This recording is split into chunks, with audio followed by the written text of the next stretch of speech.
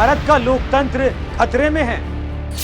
बुढ़ा, जिद्दी, खतरनाक अरबपति, नाम जॉर्ज सोरोस, काम सरकारें स्थिर कर पैसे कमाना, नया प्लान मोदी को हटाना, राहुल गांधी के दोस्त बताए जाते हैं।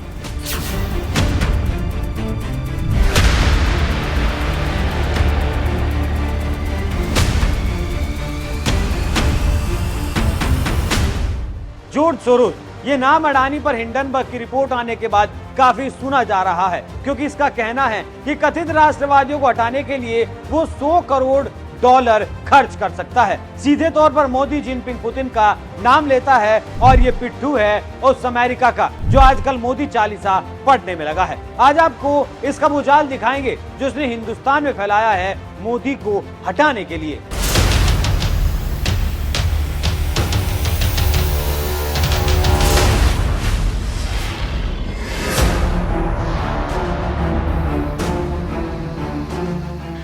जिस देश के 125 करोड़ लोगों ने एक इंसान को लोकतांत्रिक तरीके से चुनकर देश की सत्ता सौंपी है, वो देश तो दुनिया का सबसे बड़ा लोकतंत्र है। लेकिन मोदी लोकतांत्रिक नेता नहीं है, वो एंटी डेमोक्रेटिक हैं। ऐसा मोदी विरोधी अक्सर कहते आए हैं। तो देश में बैठे लोग हों जिनकी दुकान बंद हो चुकी है, या वो देश के बाहर बैठे जॉर्ज सोरोस जैसे लोग हों, ये बात तो आप लंबे वक्त से सुन रहे हैं कि कई विदेशी ताकतें मोदी को हटाना चाहती हैं, और ये भी जानते हैं कि क्यों हटाना चाहती हैं। लेकिन आज सुनिए कि कैसे हटाना चाहती हैं।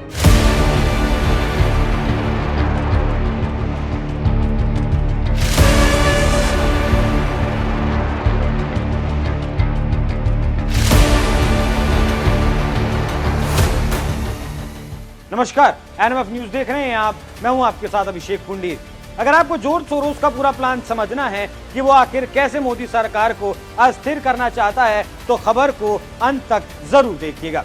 जॉर्ज सोरोस कोई आम आदमी नहीं है। अमेरिका के CIA के इशारे पर नाचता है। अमेरिका इसे अपने इशारे पर इसलिए नचाता है जिससे कोई भी देश अमेरिका से मजबूत ना हो सके। इंग्लैंड में जो 1992 में आर्थिक मंदी आई थी, वो जॉर्ज सोरोस का ही खेल था। इजराइल भी इसके जाल में फंस चुका है। अल्बानिया को ये बर्बाद कर चुका है। यूक्रेन अपना सब कुछ दांव पर लगा चुका है, खत्म होने की कगार पर है। चाइना पर भी इसने जाल फेंका था, लेकिन कामयाब नहीं हुआ। भारत में इससे पहले भी कोशिश कर रहा है और लगातार उन कोशिशों में लगा है। संस्थाओं के भीतर संस्थाएं ठोक रखी हैं। विदेशों में इसने क्या किया है उसका भी उदाहरण आपको दूंगा, लेकिन पहले बात भारत की करते हैं। भारत का लोकतंत्र खतरे में है, ऐसा लगता है देश में बैठे मोदी विरोधियों को और देश के बाहर बैठे उन लोगों को जो देश की मौजूदा सरकार को अपने हितों के लिए उनकी जड़ों को हिलाकर या फिर सत्ता को बदलकर डॉलर छापना चाहते हैं।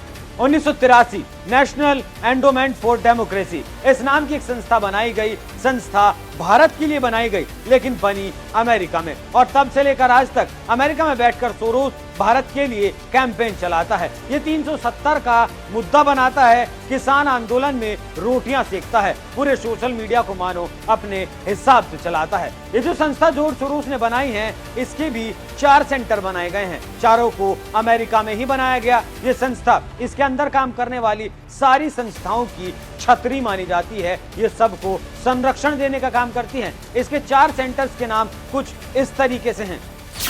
National democratic institute for international affairs, ये एक थिंक टैंक है जो अमेरिका के डेमोक्रेट्स के साथ जुड़ा है, और जब भी किसी दूसरे देश का डेमोक्रेट अमेरिका पहुंचता है तो ये अपनी कथित रिसर्च के जाल में उन्हें फंसाते हैं। एक बहुत बड़ी टीम काम करती है। इस टीम को जिस भी देश में लगता है कि अमेरिका का प्रभाव कम हो रहा है, तो वहीं के पेपर्स बना कर वो अखबारों में छपवाए जाते हैं। इस इंसान को कोई फर्क नहीं पड़ता पेपर छपवाए जाते हैं उसका अगले सामने वाले देश पर क्या असर होने वाला है। इसकी एक दूसरी संस्था है, उसका नाम है इंटरनेशनल रिपब्लिक एंटरप्राइजेस।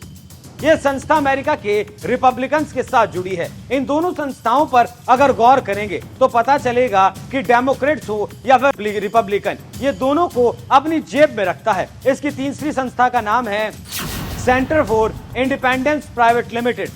ये सोरोस की अपनी खुद की संस्था है, ये उसकी निजी संस्था बताई जाती है। इसके जरिए वो शेयर मार्केट में पैसा लगाता है, शेयर खरीदता है और बेचता है। जब इसे लगता है कि वो अपना काम कर चुका है, उसका पैसा बन गया है, तो एक झटके में शेयर मार्केट से वो पैसा निकाल लेता है। और जब एक साथ भारी भरकम पैसा निकलता है तो किसी भी देश की अर्थव्यवस्था डगमगा सकती है। शेयर्स को मैनिपुलेट करता है। और खास बात यह है कि इसके अंदर भी 4 हेज फंड काम करते हैं, जिनका नाम है Vanguard group, BlackRock funds advisor, Jackson square partner, capital research and management consultancy.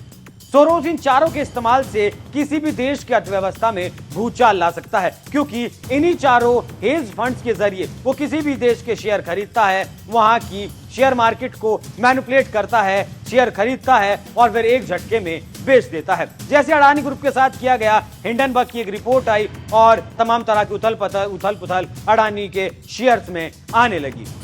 National endowment for democracy, यह अमेरिका सॉलिडेरिटी सेंटर है। भारत के लिए अगर सबसे खतरनाक कुछ है तो वो यही है, क्योंकि सॉलिडेरिटी के अंदर भी 2 संस्थाएं काम करती हैं। पहली है जस्टिस फॉर माइग्रेट वुमेन, इसका न्यूयॉर्क में एक फ्रंट बनाया हुआ है, उसका नाम है सिख कॉलिजन। इन दोनों ने मिलकर भारत के 76 संगठनों को इकट्ठा किया। किसी को पैसा दिया गया, किसी की जरूरत पूरी की गई। उसके साथ किसान थे, प्रोटेस्टर्स थे, एक्टिविस्ट थे, सबको पैसा दिया गया और फिर एक वेबसाइट बनाई गई जिसे नाम दिया गया solidarity with Indian farmers.com। ये सब किसान आंदोलन के दौरान किया गया। किसान आंदोलन के नाम पर देश को जलाने की भरपूर कोशिश की गई। असल में कोशिश तो देश को अस्थिर करने की थी, लेकिन 11 महीने तक दिल्ली का दम घोटने के अलावा ये लोग कुछ नहीं कर पाए। किसान आंदोलन के दौरान जितना भी सोशल मीडिया कैंपेन चलाया गया, सब इसने ही करवाया था। अब इसकी दूसरी संस्था देखिए जो भारत के लिए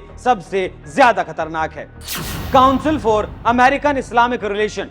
ये भी एक संस्था के साथ काम करता है जिसका नाम है Islamic circle for North America. इन दोनों के पास जॉर्ज सोरोस का पैसा आता है और इस पैसे से इन लोगों ने कतर और तुर्की में अपनी ब्रांच खोली है। वहां भी ये भारत के खिलाफ धार्मिक प्रोपेगेंडा फैलाने का काम किया जाता है और इस प्रोपेगेंडा को फैलाने में पाकिस्तान इनकी मदद करता है। इस प्रोपेगेंडा में आईसिस भी इसका साथी है। इसे आपको एक उदाहरण से समझाता हूं। याद करिए, जब 2019 में भारत सरकार ने धारा 370 को हटाया था तो इतना दर्द भारत में नहीं हुआ था जितना कि भारत के बाहर के लोगों को हुआ था। सवाल उठाए गए थे कि मोदी ने धारा 370 को आखिर कैसे हटा दिया, किसने अधिकार दिया धारा 370 के हटाने से कश्मीरी मुसलमानों पर अत्याचार किया जा रहा है। भारतीय सेना पर आरोप लगाए गए थे कि सेना एंटी मुस्लिम गतिविधियों को कश्मीर में अंजाम दे रही है। ये सब देश के भीतर के लोगों के द्वारा तो चलाया ही जा रहा था, लेकिन असल पटकथा तो सोरोस लिखवा रहा था। सारा पैसा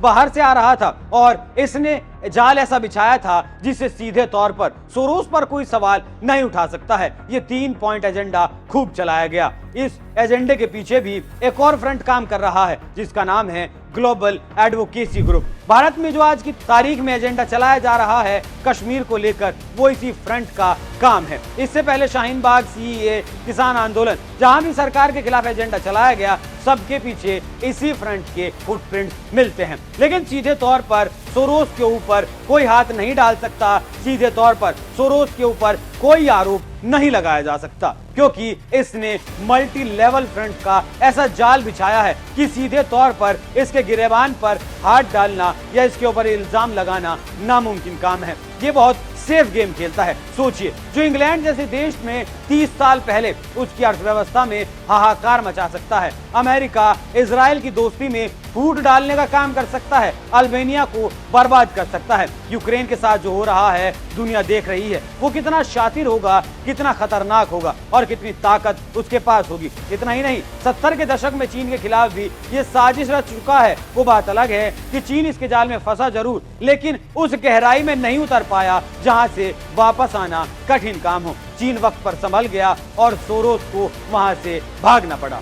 लेकिन भारत में सोरोस की जड़ें अभी भी जमी हुई हैं और अगर कहें कि लगातार उसकी जड़ें मजबूत हो रही हैं तो गलत नहीं होगा, क्योंकि हमारा देश लोकतांत्रिक देश है। सबको कुछ भी करने की और कुछ भी बोलने की पूरी आजादी है, जिस आजादी के नाम पर इस देश के कथित नेता, कथित धर्मगुरु और कथित धर्म के ठेकेदार उसका गलत इस्तेमाल करते हैं। और मोदी को सत्ता के हटाने के लिए पूरी फौज खड़ी है। इस वक्त भारत में भी मोदी को हटाने के लिए भरपूर फंड्स आ रहे हैं, देशी और विदेशी दोनों ताकतें मोदी को हटाने की कोशिश में लगी हैं। इन लोगों का कहना है कि भारत में कोरोना वायरस की वैक्सीन तो बन गई, लेकिन एंटी डेमोक्रेसी की वैक्सीन अभी नहीं बनी है। सीधे तौर पर इन लोगों का निशाना 2014 के बाद से आई मोदी सरकार पर है। अब सुनिए इस पूरी रिपोर्ट का लब्बो-लुबाब क्या है। जब से मोदी ने सत्ता संभाली है तब से ऐसा नैरेटिव गढ़ा गया कि देश का लोकतंत्र खतरे में है। अगर देश का लोकतंत्र खतरे में है तो देश के 11 राज्यों में कांग्रेस की सरकार कैसे है?